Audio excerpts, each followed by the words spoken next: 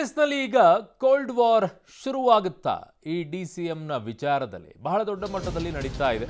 So ಲೋಕಸಮರದ ಹೊಸ್ತಿಲಲ್ಲೇ ಈಗ DCM ಕದನ ಜೋರಾಗಿದೆ. ಕಾಂಗ್ರೆಸ್ನಲ್ಲಿ ಕೋಲ್ಡ್ ವಾರ್ ಶುರುವಾಗುತ್ತಾ ಕಾಂಗ್ರೆಸ್ನಲ್ಲಿ ಪದೇ ಪದೇ ಹೆಚ್ಚುವರಿ ಡಿಸಿಎಂ ಕೂಗು ಕೇಳಿ ಬರ್ತಾ ಇದೆ. ಯಾಕೆ ಸಚಿವರು ಪದೇ ಪದೇ ಇದನ್ನು ಮಾತನಾಡ್ತಾ ಇದ್ದಾರೆ ಅಥವಾ ಮಾತನಾಡಿಸ್ತಾ ಇದ್ದಾರೋ ಗೊತ್ತಿಲ್ಲ. ಕೆಪಿಸಿ ಅಧ್ಯಕ್ಷನಾಗಿ ನಾನು ಎಚ್ಚರಿಕೆ ಕೊಡಬಹುದು. ಉಸ್ತುವಾರಿ ಸುರ್ಜೇವಾಲಾ ಮುಂದೆ ಡಿ ಕೆ ಶಿವಕುಮಾರ್ ಒಂದಿಷ್ಟು ಪ್ರಶ್ನೆಯನ್ನು ಎತ್ತಿದ್ದಾರೆ. ಆದರೆ ನಾನು ಕೊಡಲ್ಲ, ನಾನು ಹೈಕಮಾಂಡ್ ನಿಷ್ಠ. ಸುರ್ಜೇವಾಲಾ ಅವರಿಗೆ ಪ್ರಶ್ನೆಯನ್ನು ಕೇಳಿದ್ದಾರೆ, ಉತ್ತರ ಹುಡುಕಿ ಅಂತ ಡಿ ಕೆ ಶಿವಕುಮಾರ್ ಅವರು ಕೇಳಿದ್ದಾರೆ.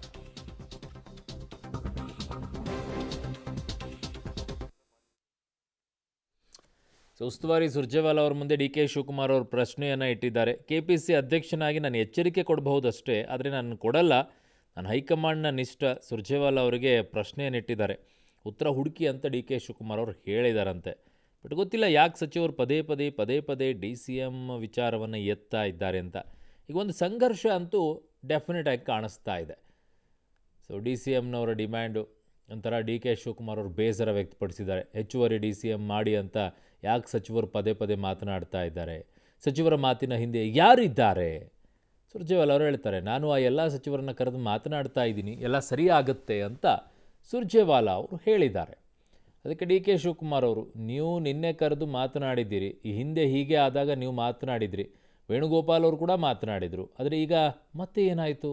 ಅದೇ ನಡೀತಾ ಇದೆ.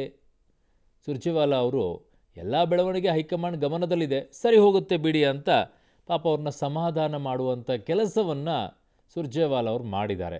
ಬಟ್ ಆದರೆ ಡಿ ಕೆ ಶಿವಕುಮಾರ್ ಅವರು ಪದೇ ಯಾಕ್ರಿ ಮಾತಾಡ್ತಾರೆ, ಯಾರೆಲ್ಲ ಮಾತಾಡ್ತಾ ಇದ್ದಾರೆ, ಅದು ಮುಖ್ಯ ಅಲ್ವಾ ಅಂತ ಡಿ ಕೆ ಶಿವಕುಮಾರ್ ಅವ್ರಿಗೊಂದು ನೋವು ಕಾಡ್ತಾ ಇದೆ. ಯಾಕಂದರೆ ನನ್ನನ್ನು ಬಿಟ್ಟರೆ ಇನ್ಯಾರು ಡಿ ಸಿ ಎಮ್ ಆಗಬಾರ್ದು ಈ ಸರ್ಕಾರದಲ್ಲಿ ಅನ್ನೋದು ಅವ್ರು ಕಂಡೀಷನ್ ಹಾಕ್ಕೊಂಡು ಬಂದಿದ್ದರು. ಅದಕ್ಕೆ ಸುರ್ಜೇವಾಲಾ ಅವರು, ನಿಮ್ಮ ಮಾತು ನನಗೆ ಅರ್ಥ ಆಗ್ತಾ ಇದೆ, ದೆಹಲಿಯಲ್ಲಿ ಎಲ್ಲವೂ ಸರಿಯಾಗುತ್ತೆ ಅಂತಿದ್ದಾರೆ.